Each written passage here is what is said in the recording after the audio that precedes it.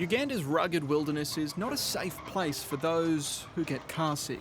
This is what we call an easy terrain. This is not difficult at all.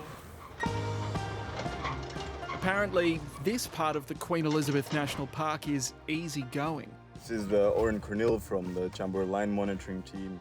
These conservationists are doing a welfare check on a three-legged lion who, in their eyes, defies the odds of survival.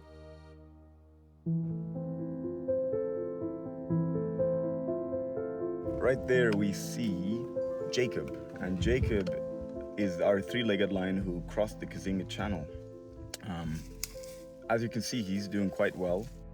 The team, funded by Australia's Griffith University, has been tracking Jacob for years as the lion population in the park around him disappears. Seeing him go through these kind of hardships, it's also been such a moment to realize how resilient this guy is.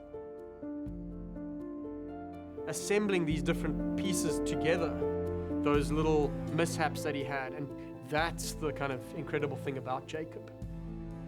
A world away in Brisbane, Australia, conservationist and big cat biologist Dr. Alex Bruszkowski is the man who pulled the team together. This is kind of just a bird's eye view of some of the main things that have happened to him. His fascination with Jacob began 8 years ago, filming a documentary as part of his PhD, when Jacob still had 4 legs. These lions in Queen Elizabeth National Park are one of only really 3 populations in the whole of East Africa that have this culture of climbing trees, and Jacob was one of them. Probably about 2.5 years of age.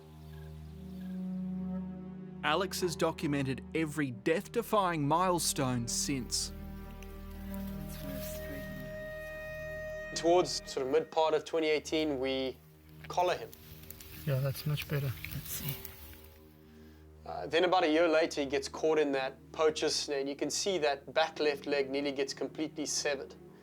Then a year later, he comes back from the Congo after his satellite collar loses connectivity without a leg. Then 2021, the pride gets splintered and it actually gets poisoned. About 3 months after that, he gets gored by a buffalo. And then now is basically when we kind of pick up his story at the beginning of last year.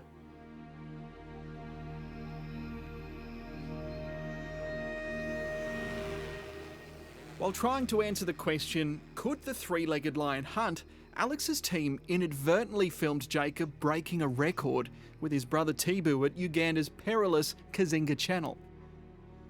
What's crazy about it is that it's got very high densities of both Nile crocodile and hippopotamus.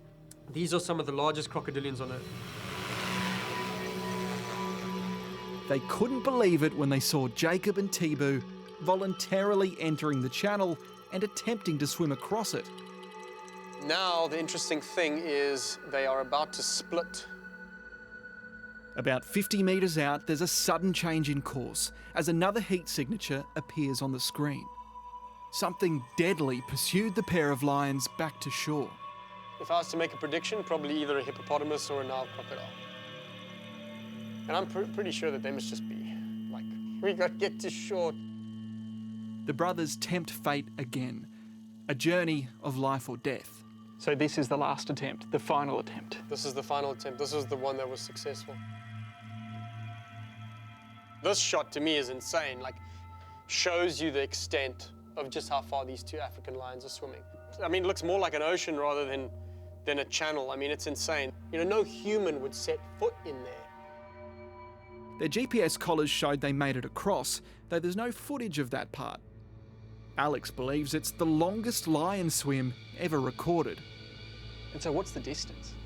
About 1.5 kilometers, which is in the realm of sort of either a world record or very close.